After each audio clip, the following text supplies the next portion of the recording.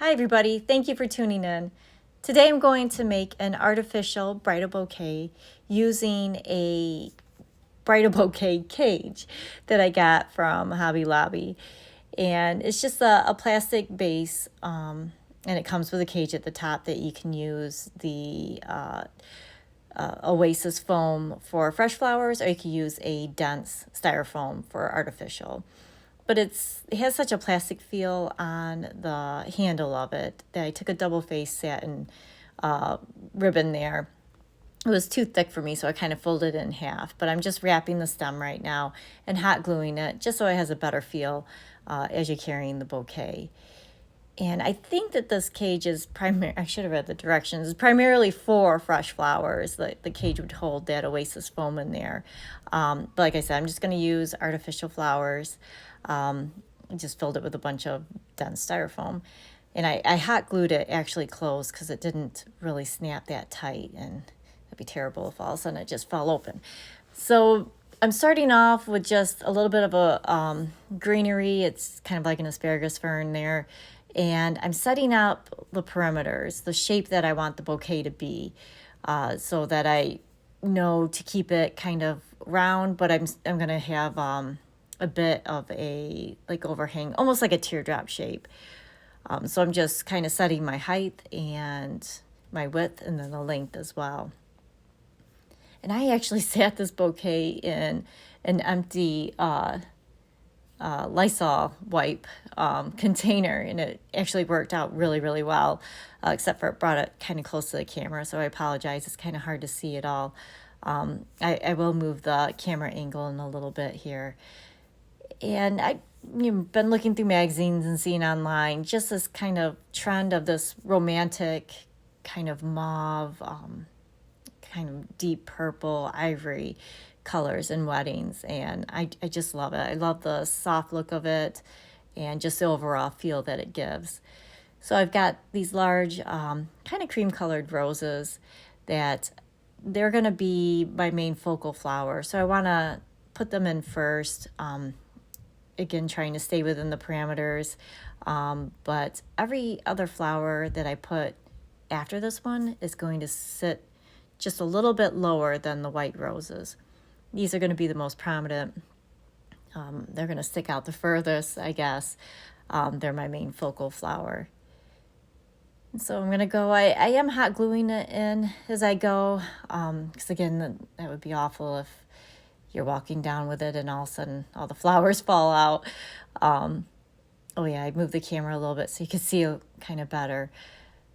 So once I've hot glued all those in, I'm going to go through with the pink roses that I've got.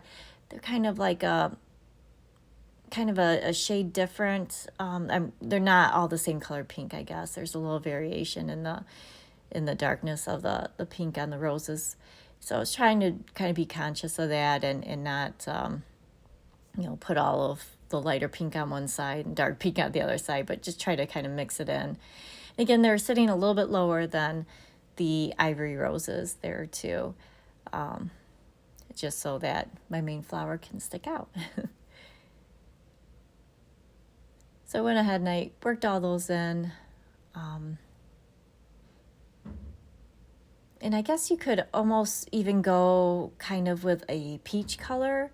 I went with a dark kind of, I think it's called like an aubergine color of a dark purple, just kind of to make it pop and give it that romantic feel. But this color combination, you could almost go into like the peach tones, golds. I could have just the white, could have went like a little bit stronger pink too. So it's kind of fun to play with the colors and see the combinations that you can make. And so here I am just kind of working the dark purple rose in there. And that one's going to be even lower than the pink roses. I just kind of want it to be like a shadow, just a touch of color in the background. And one thing I didn't do on the bouquet, which I should have, was added a ribbon to it to kind of have some streamers hanging down. It makes like a nice flow when you're walking, with the bouquet. And I should have added some streamers, which probably will now, but I didn't for the video.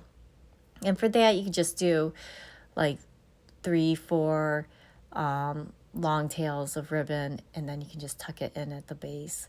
Maybe attach them with a wire and hot glue the wire into the base there. The purple roses, their foliage was really nice. It was very realistic looking. It had that same kind of romantic feel to it. So I worked some of the foliage from the purple roses in there. And then I found some of the seeded eucalyptus, and it has a bit of a blush at the tip of the seeded part. Not too crazy about how the leaves looked with the bouquet, but I really like the seeded part of the eucalyptus. So I cut that off, hot glued it in, kind of distributed that kind of blush throughout, tie it into the greenery. And I also added some regular eucalyptus too on there. And when I'm adding the regular eucalyptus, it's so hard to get the tips of them to turn the right way. So I had to be careful when I was cutting the strands. Like some of them I wanted longer than the others, but there might be two branches pointing in different directions, and it just didn't.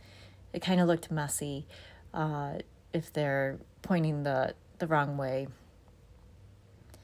Not a bad thing, but it's kind of nice to have it all facing up, facing towards you. It kind of gives it that, I guess, clean look to it.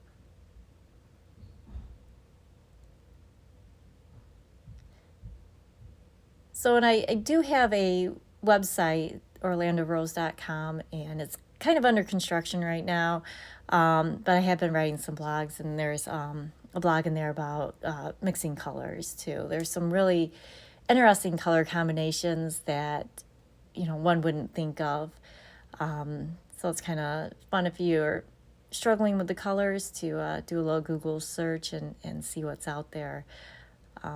You'd be surprised the combinations that you can come up with that actually look really good. So there we go. This is a artificial bridal bouquet using a bouquet holder. I hope I inspired you, and hope you enjoyed. Thank you so much.